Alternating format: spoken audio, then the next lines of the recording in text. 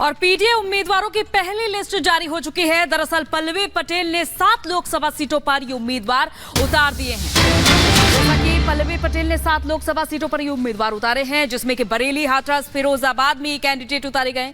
इसके अलावा रायबरेली, फतेहपुर, भदोही में ही यहां पर कैंडिडेट उतारा गया है। भदोही और चंदौली में उम्मीदवार उतारे गए हैं। तो अपना दल की लिस्ट में ये नाम शामिल किए गए हैं, क्योंकि जहां पल्लवी पटेल ने समाजवादी पार्टी से गठबंधन टूटने के बाद लोकसभा चुनाव में उतरने का ऐलान किया था और इसके बाद उन्होंने असदुद्दीन ओवैसी की AIMIM पार्टी के साथ गठबंधन किया और उन्होंने आज ये लिस्ट जारी कर दी है, जिसमें कि 7 सीटों पर उम्मीदवारों का ऐलान कर दिया है। तो रायबरेली, फतेहपुर, बरेली, भदोही यहां से उम्मीदवार उतारे गए हैं और इसके अलावा भदोही, चंदौली में भी उम्मीदवार उतारा है। पीडीएम उम्मीदवारों की ये पहली लिस्ट पल्लवी पटेल की ओर से जारी की गई है, क्योंकि अकेले ही लोकसभा चुनाव लड़ने का ऐलान किया था।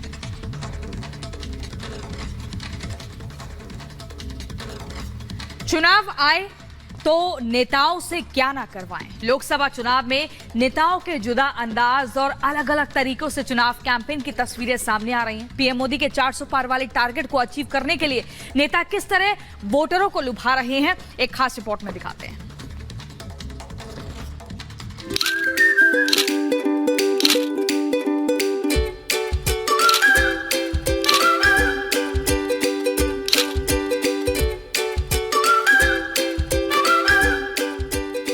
चिलचिलाती धूप खेतों में फसल काट रहा है, कोई आम पब्लिक के लिए चाय बना रहा है, तो कोई चुनावी गानों पर थिरक रहा है। ये चुनाव है साहब, वोट के लिए सब कुछ करना पड़ता है। आने वाले कुछ दिनों में देश के सबसे बड़े चुनाव की शुरुआत होने वाली है। ऐसे में हर नेता वोट की फसल काटने के लिए तरह तरह के तरीके अपना रहा है। सभी का लक्ष्य एक है, वोटर्स की सहानुभूति हासिल करना। और शायद इसीलिए आम पब्लिक के बीच जाकर उनके काम में कोई हाथ बटा रहा है, तो कोई उन्हीं की तरह बनकर काम कर रहा है। कुछ ऐसा ही नजारा दिखाई दिया मथुरा में, जहां बीजेपी की कैंडिडेट हेमा मालिनी चुनाव कैंपेन तो कर ही रही हैं, साथ ही वोटरों को यह दिखाने की भी कोशिश कर रही हैं कि वो अलग नहीं हैं। हेमा मालिनी चिलचिलाती धूप में काम कर रही महिलाओं के बीच में पहुंच गईं और उनके साथ गेहूं काटने में हाथ बटाने लगी। उधर चुनावी सीजन में पुष्कर सिंह धामी दिन की शुरुआत आम लोगों के साथ मॉर्निंग वॉक से करते नजर आए। उत्तराखंड के खटीमा में मॉर्निंग वॉक के दौरान पुष्कर सिंह धामी चुनाव प्रचार करने से भी नहीं चूके और लोगों से बीजेपी प्रत्याशी के पक्ष में वोट करने की अपील भी की। ये कोई पहली बार नहीं है जब धामी आम लोगों के बीच पहुंचे हों।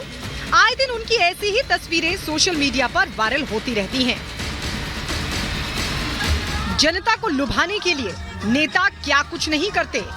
केंद्रीय मंत्री ज्योतिरादित्य सिंधिया भी मध्य प्रदेश के चंदेरी में थिरकते नजर आए। अपने चुनावी अभियान में सिंधिया चुनावी अभियान के गानों पर बीजेपी कार्यकर्ताओं और आम लोगों के साथ डांस करते दिखाई दिए। ज्योतिरादित्य सिंधिया को अपने लोकसभा क्षेत्र में परिवार का भी पूरा समर्थन मिल रहा है।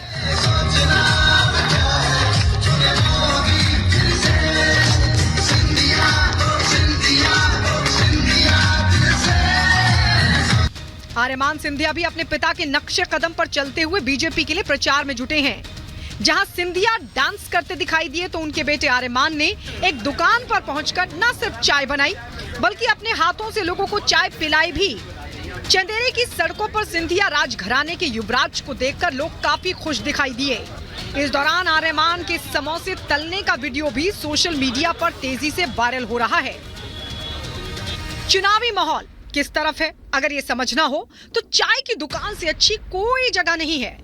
यही कारण है कि हर नेता चाय की दुकान पर जरूर पहुंचता है, क्योंकि चाय पर चर्चा के बिना चुनाव अधूरा लगता है। शायद इसीलिए गोरखपुर से बीजेपी उम्मीदवार रवि किशन ने चाय बनाकर अपना चुनावी अभियान शुरू किया।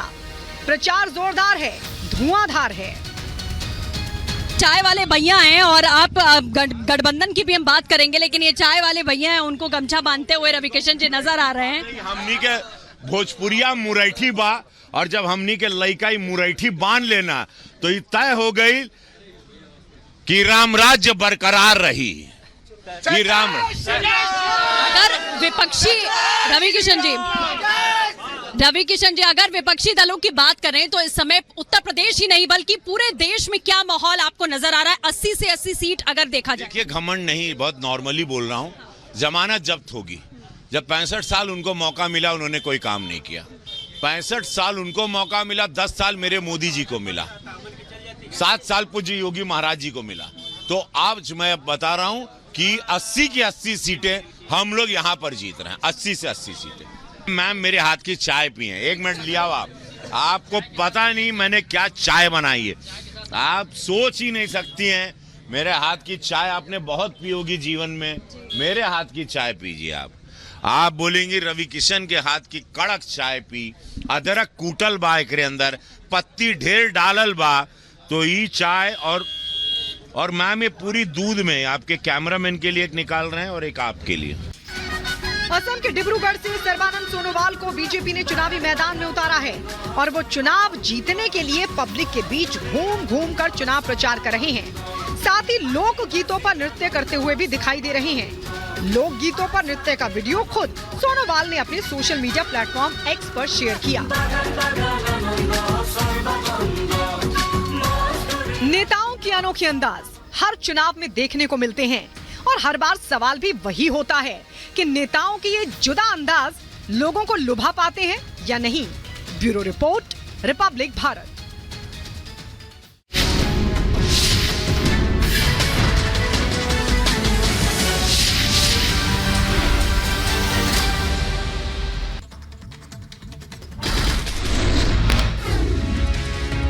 आरजेडी ने जारी किया अपना घोषणा पत्र। तेजस्वी ने परिवर्तन पत्र के नाम से जारी किया मैनिफेस्टो। कहा तमिलनाडु की तर्ज पर आरक्षण की बढ़ाएंगे सीमा। तेजस्वी यादव का बयान, कहा पुरानी पेंशन योजना करेंगे लागू, अग्निवीर योजना करेंगे समाप्त, 200 यूनिट देंगे फ्री बिजली। पुरानी पेंशन योजना ओपीएस को हम लोग लागू करेंगे। 200 यूनिट फ्री बिजली हम लोग बिहार की जनता को उपलब्ध कराने का काम करेंगे। पल्लवी पटेल और ओवैसी गठबंधन में उम्मीदवारों की पहली लिस्ट जारी। 7 सीटों पर उतारे गए उम्मीदवार। गया में जीतन राम मांझी के लिए समर्थन में चिराग पासवान की चुनावी रैली। कहा विकास से जुड़ने के लिए बिहार में डबल इंजन की सरकार जरूरी। भोपाल में धार्मिक स्थल में लगे हर हर मोदी घर घर मोदी के नारे। बोहरा समाज ने लगाए नारे। बीजेपी प्रत्याशी आलोक शर्मा का किया स्वागत। मोदी है तो मोदी है तो मोदी है तो अब की बार अभी। दरभंगा लोकसभा सीट से आरजेडी प्रत्याशी ललित यादव ने किया जीत का दावा। 19 अप्रैल को करेंगे अपना नामांकन। मछली खाने वाली तस्वीर पर तेजस्वी यादव का बचाव भी किया। लोकसभा चुनावों को लेकर श्री रविशंकर की लोगों से वोट डालने की अपील। कहा आगे बढ़कर करें मतदान, वोट डालना आपकी जिम्मेदारी। केंद्रीय गृह मंत्री अमित शाह आज दक्षिण से लेकर उत्तर तक भरेंगे हुंकार। तमिलनाडु में करेंगे रोड शो। सुबह 11 बजे कन्याकुमारी में मेट्टुकुड्डई जंक्शन से पुराने बस स्टैंड तक रोड शो होगा। इसके जरिए जनता के बीच पहुंचेंगे गृह मंत्री। छत्तीसगढ़ में भी बीजेपी चुनाव को लेकर के एक्शन मोड में। रक्षा मंत्री राजनाथ सिंह आज छत्तीसगढ़ का दौरा करेंगे। बस्तर और बालोद में चुनावी जनसभा को करेंगे संबोधित।